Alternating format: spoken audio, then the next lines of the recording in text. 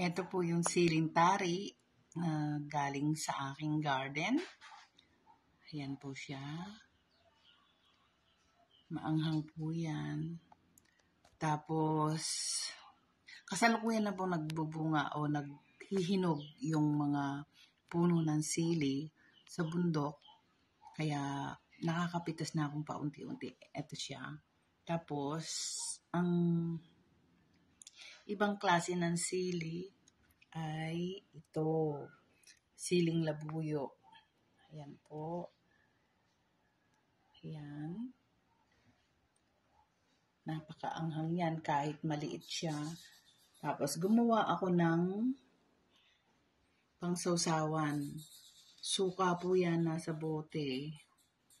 Nilagyan ko ng luya, mayroong bawang, sibuyas na tinadtad, may konting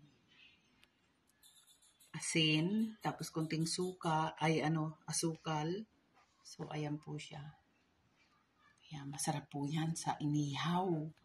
Inihaw na isda o kaya pritong liempo. Masarap po yan. Sausawan. Ayan ang sukang may sili. Napakasarap po yan para sa inihaw kaya prito. Ayan.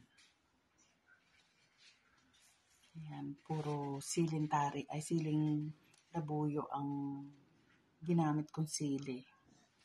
Napitas ko din yan dun sa garden ko sa bundok. Ayan. Minsan, pag gumagawa ako ng sausawan, ito lang ginagamit ko, yung siling tari. Lalagyan ko ng toyo. Tapos lagyan ko ng kalamansi, tsaka itong sili. Toyo mansi na may sili.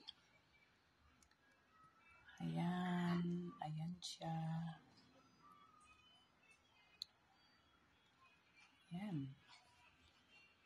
Sarap.